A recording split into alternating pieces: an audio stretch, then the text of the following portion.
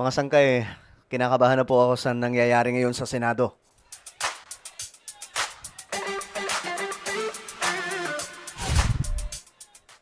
Okay, tingnan po natin itong report ngayon mga sangkay. Ang daming nagaganap po ngayon sa Senado and medyo delikado po ang nangyayari ngayon mga sangkay, no? Para pong pelikula po ang dating ng eksenang ito, mga sangkay, dahil ito na nga, pag-uusapan po natin. Anyway, bago tayo magpatuloy sa mga hindi pa po dyan nakakapag-subscribe, guys, isubscribe nyo po itong ating YouTube channel ngayon din. Tapos i-follow nyo po yung ating Facebook page. Okay, diretso po tayo. Kasi, ito po yung eksena ngayon. Ayan, nakipagtulakan daw po, tulakan ni Padilla at Remulla. Nagkaroon ng tensyon sa loob ng Senado matapos subukang harangin ni DILG Secretary John Vic Remulla ang pagpasok ng nagpakilalang mga dating Marine, mga bagman umano ni Zaldico at Senator Pia Cayetano sa session hall ng Senado. So, bakit kaya hinarang mga sangkay, no? Anong mayroon? Para po tayong nasa pelikula.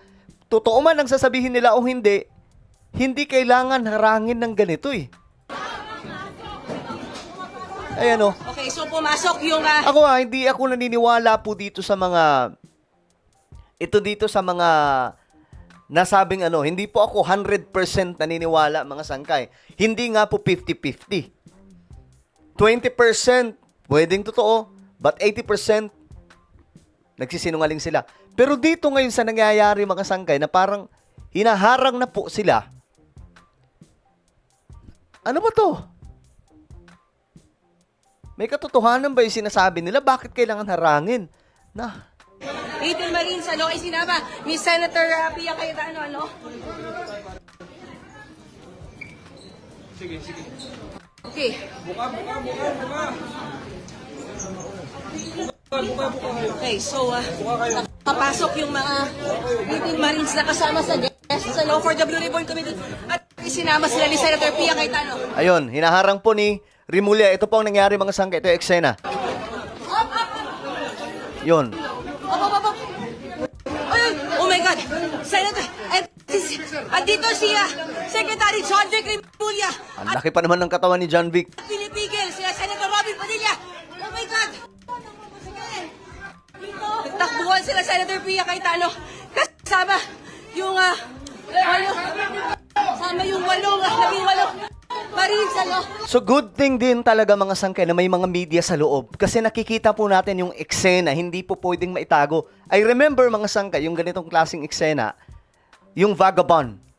Naalala nyo po ba yan mga sangkay? If you know that series movie sa Netflix mga sangkay, nung papunta po yung mga testigo, hinarang po. Actually, ma-action po ang dating po mga sangkay. So, medyo nahahawig dito, no?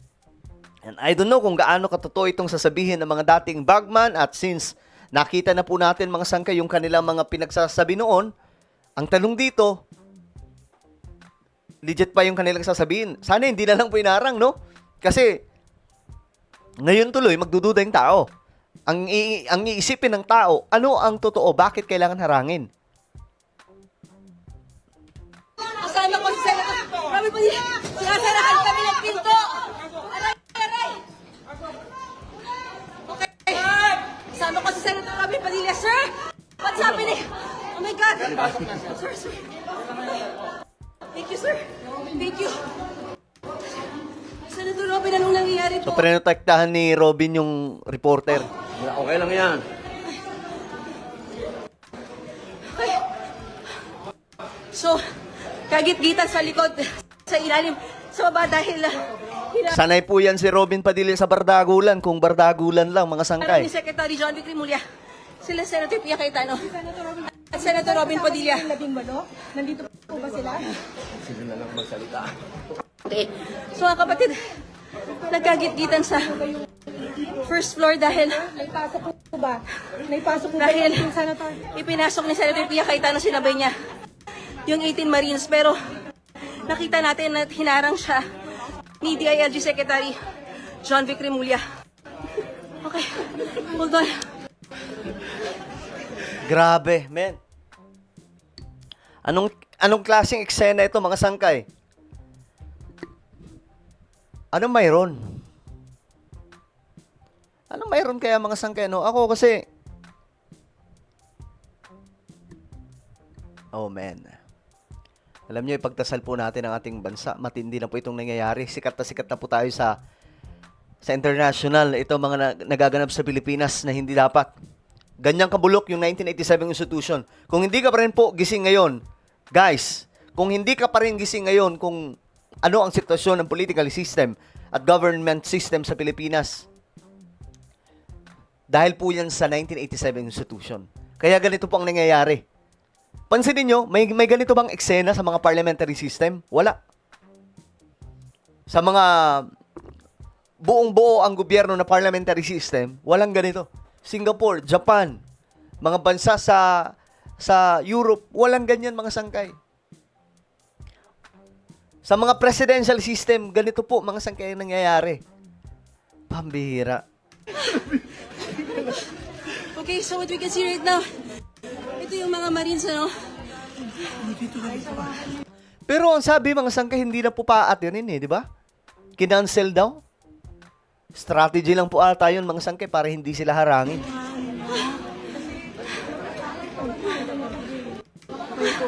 Ano po nangyari sa iba?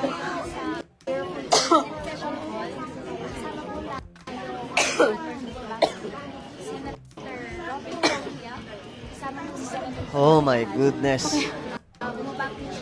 So, mga kapatid, again, just to give you an update, galing tayo sa first floor ng Senado kung saan hinaharang yung pagpasok ng resource persons. Waba sila Senator Pia Cayetano at Senator Bakit? Bakit kailangan harangin, men?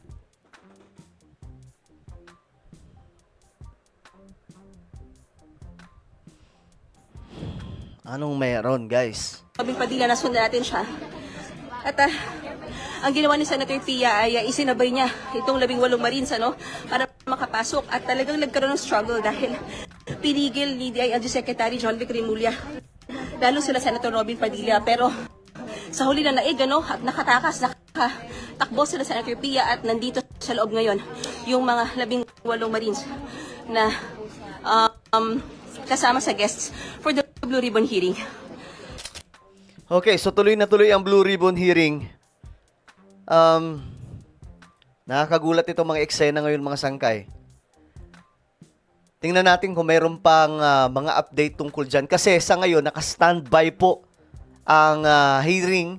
Na yun. Okay.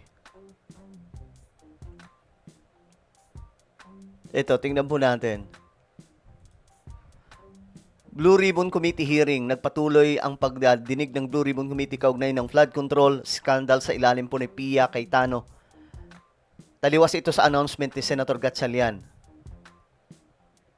Matindi to.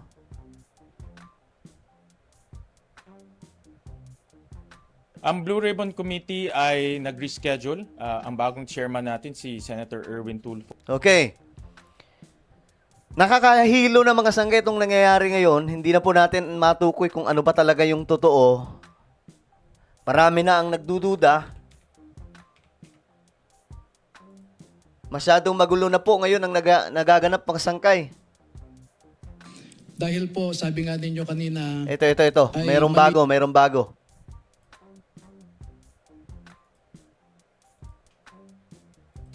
dahil po, sabi nga ninyo kanina, ay mali yung proseso kahapon. At kanina lang po namin nalaman talaga na yung pagnanakaw pala ay habit forming. Dati ay nagnanakaw lamang sila ng pera sa kaban ng bayan. Ngayon o kahapon ay meron ding nagnakaw ng kapangyarihan. At kanina lamang po pagpasok namin ay gusto rin nilang nakawin ang katotohanan at pagtakpan ang katotohanan sa ating mga kababayan tungkol sa pagnanakaw na ito. Grabe itong mga eksena ngayon. Yan. Ito yung eksena mga sangkay. Tingnan natin.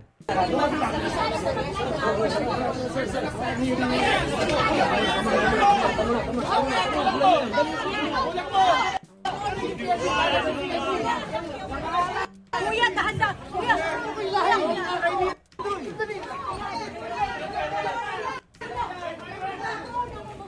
Walang nagawa si John Vic Remulla. Oh.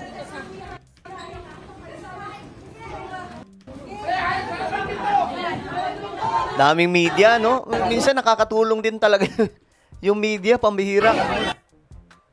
Okay. Grabe itong mga eksena na to. Ano talaga nangyari sa dalili ng pera? Gulat, di ba? Harangan ng harangan. Wala akong makitang batayan kundi ayaw lang nila madinig. Sir, yung Na kanina nakaw hinaharangan nangyari. yung 18 Marines na makapasok, even Secretary John Vic Remulla, hinarangan niya talaga na makapasok. Buti na nakapasok. Ano pa masabi niyo, sir? Nakita ko siya kanina pero saglit lang naman. But ang worry ko talaga was si Attorney Baligod. So I had to go back tapos kunin na din yung iba. Pero awa naman ng Diyos na eto, nandito tayo matuloy at marinig talaga ng tao kung ano yung sasabihin nila. May big fish daw via Zoom mamaya from France. Any Hindi ko pa alam pero yan coordination niya ng Blue Ribbon. Asahan ba natin siya? Officially. Hopefully. Kasi tao naman niya lahat to eh. Pero sir, what if walang habang nagsasagwa ng pagdinig, patayan ng ilaw, patayan ng kuryente, lahat ano mangyayari, sir? Ano pong inaasahan? Especially sinabi na po ng new leadership na walang hearing. Yun ang nakakalungkot. Huwag naman sana. Kasi, ba't mo katatakutan kung totoo naman yung sinasabi? Delikado yan, guys. Kapag ginawa nila yan, masyado pong maaalarma yung taong bayan at magque-question. No, kahit nga ako, mga sangkay, alam niyo naman yung stand ko dyan. Hindi tayo niniwala sa mga Marines na yan. From the start na nagsiwalat sila mga sangkay. But ngayon na hinaharang, parang napapaisip ako, ano ba talagang totoo? Bakit ganun? Bakit kailangan harangin sila? Di ba? Kung gusto ng minorya, kung gusto ng mga ayaw ng ganito, tutulitisin nila, tanongin nila kung totoo yung mga sinasabi. Pero huwag naman nilang pigilan yung sasabihin ng mga tao to. Thank you, Kong. Thank you, Kong. Off the record, pag pinatay aircon, ang lamig. Okay. So, ito pa. Tingnan po natin yung iba. Daming ganap ngayon, no?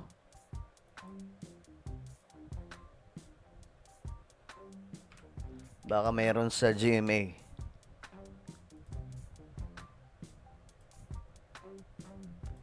Ay, naku po. Itong nangyayari ngayon. Sabi ni Senator Amy Marcos, bakit po narito ang DILG Secretary John Vic Remulla?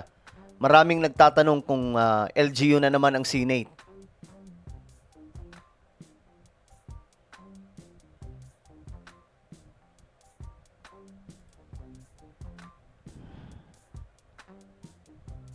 Grabe itong nangyayari ngayon.